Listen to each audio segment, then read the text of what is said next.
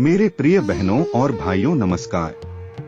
आज के इस सेशन में आप सभी का स्वागत और अभिनंदन करता हूं।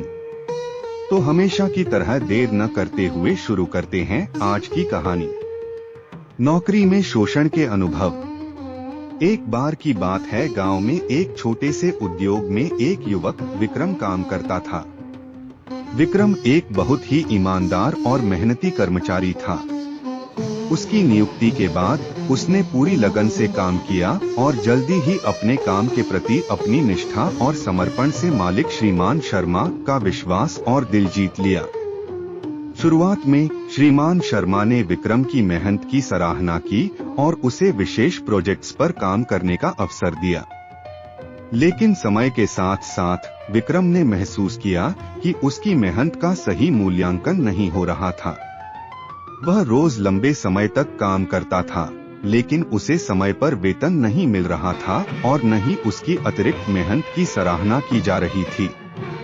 एक दिन विक्रम ने देखा कि उसके काम का एक बड़ा हिस्सा, जिसमें उसने कई घंटे और कड़ी मेहनत लगाई थी, श्रीमान शर्मा के नाम पर पेश किया जा रहा था।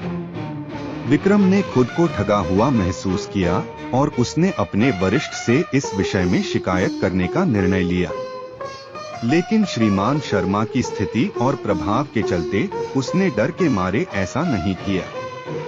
श्रीमान शर्मा ने विक्रम की मेहनत का शोषण करने के लिए उसे अतिरिक्त काम और जिम्मेदारियां सौंप दी, वो भी बिना किसी अतिरिक्त वेतन या प्रोत्साहन के। विक्रम को अपने काम के साथ साथ व्यक्तिगत समय की कमी होने लगी, जिससे उसका स्वास्थ्य और मानसिक स्थिति पर भी बहुत बुरा असर पड़ा। विक्रम ने इस स्थिति को सुधारने के लिए मन में एक बात ठान ली।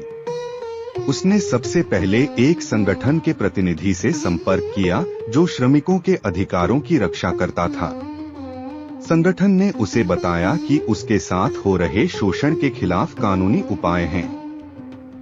विक्रम ने एक औपचारिक शिकायत दर्ज की और साथ ही अपनी मेहनत की उचित मान्यता की मांग की।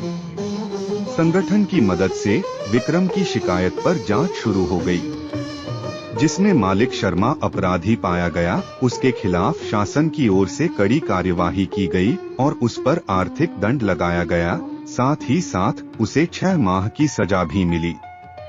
मालिक को अपने गलत व्यवहार का एहसास हुआ और उसे सुधारात्मक कदम उठाने के लिए कहा गया। विक्रम को उसका बकाया वेतन भी मिला और उसकी अतिरिक्त मेहनत का सम्मान भी किया गया। इसके अलावा काम के घंटों और कार्य परिस्थितियों में सुधार किया गया।